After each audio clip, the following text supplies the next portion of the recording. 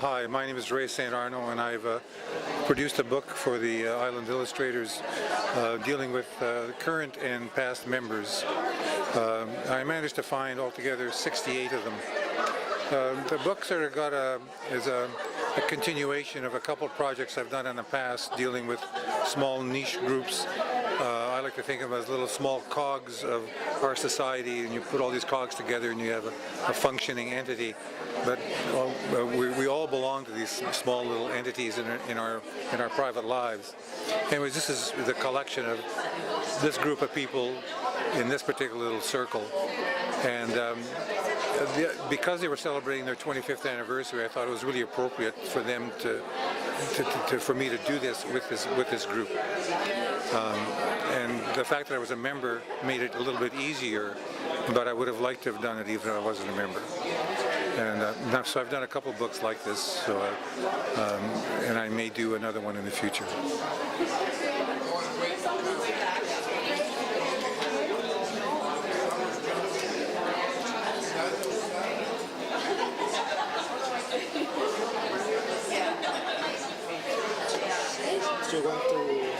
Sure, and I'll show you some of the pages, like some of the people have written essays talking about their connection to Island Illustrators, what it meant to them.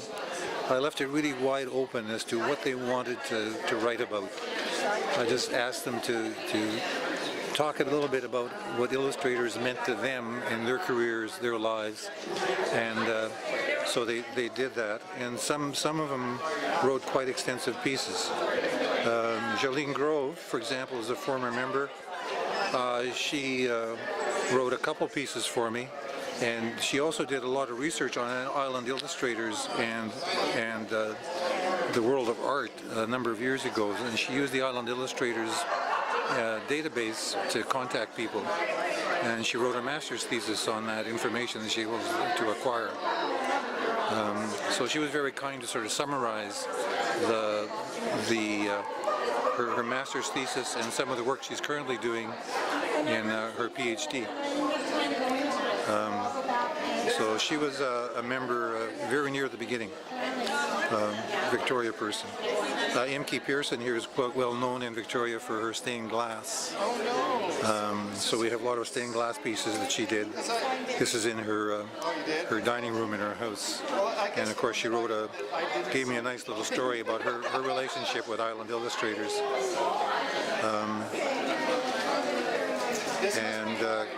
Colin Matlock, here's Frank Lewis. He did that big mural that's on the Galloping Goose Trail underneath one of the bridges.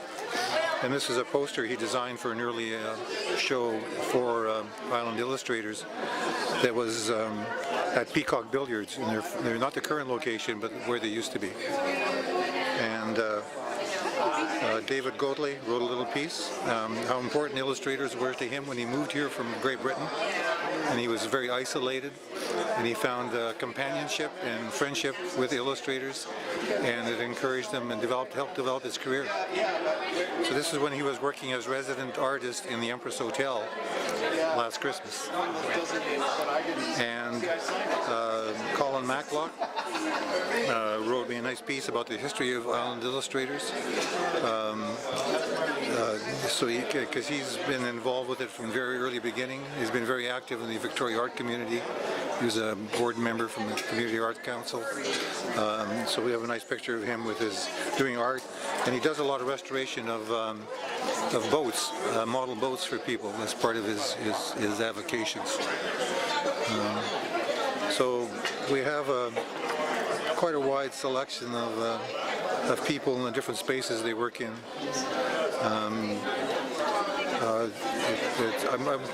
I was quite amazed at the variety of studios that the Island Illustrators work in.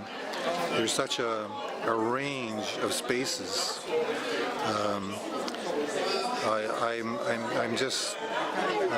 It is really incomprehensible how different the extremes are from one end to the other in the amount of space they have, quality of light they have in their studio, that kind of thing.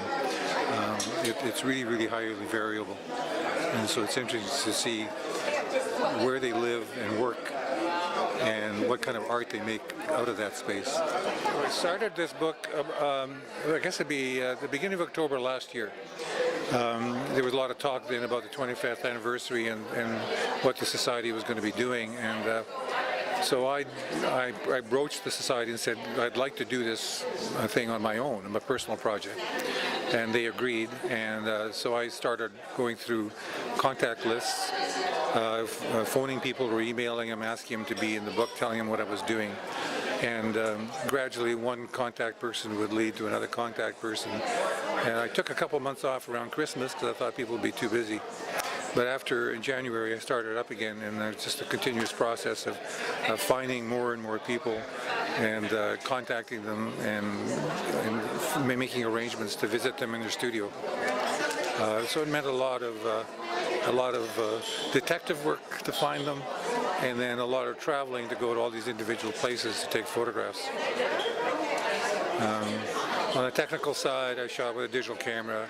I carry a light kit, about 6 lights with me, and I try and give a very natural feel to the space that they're working in, and I shoot very, very, very wide angle, so I can encompass as much of the working space that they have in the photograph.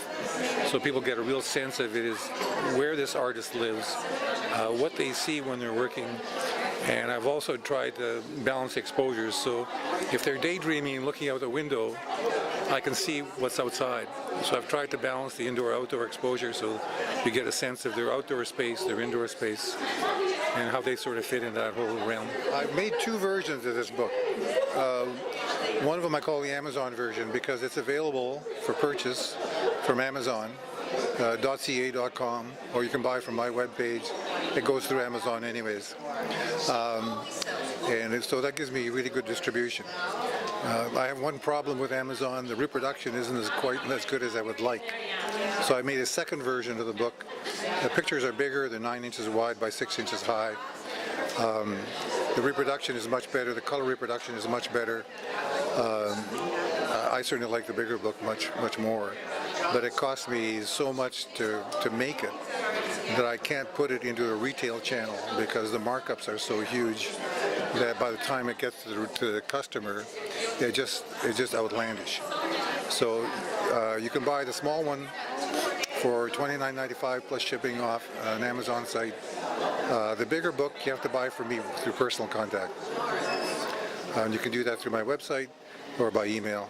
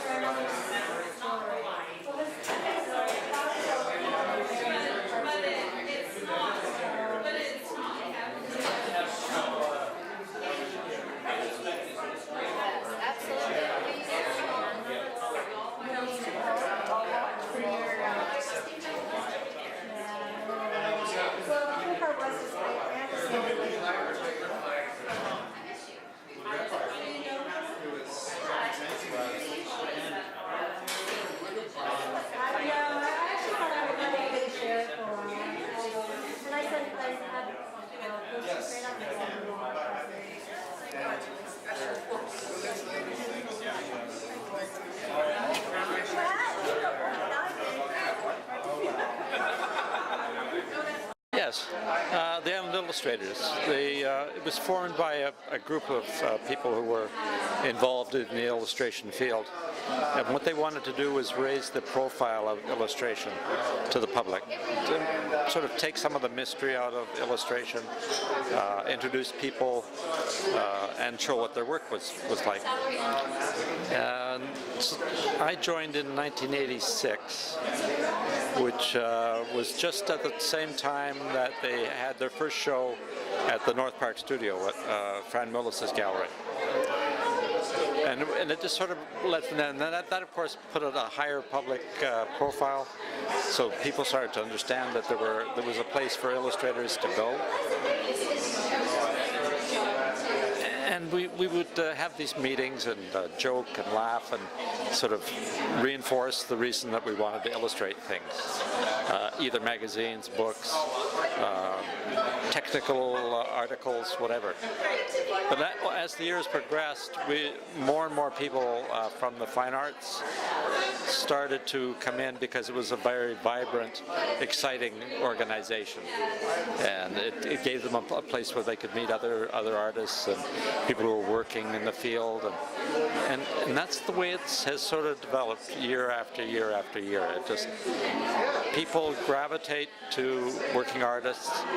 They feel comfortable being in the same vicinity, regardless of what they do: sculpture, painting, video arts, traditional illustration. It never really made a difference to the organization what you did. The idea that by you being there, you wanted to be there, and that's what was important. So now they've been going for 25 years. So what you're seeing on the walls are some of the members, some that have been there as long as I have, some fairly new, showing a piece that they really like, that they've done, either an illustrative piece, perhaps showing the process of doing illustrations. Some of them are straight out fine art style paintings. Again, all the edges are blurred. Distinction between one and the other, it really doesn't matter. The excitement of doing the art is what's really important, and that's what the group fosters. They like you to be professional in your approach, be excited by what you're doing, and share it with the public. And we're having a very good time. And I think that's pretty well it. Mind you, everybody joins for a different reason. I'm more of a social animal. So to me it was more than important to have a group of people that I could talk with and bounce ideas off of. And they felt the same way, so here we are.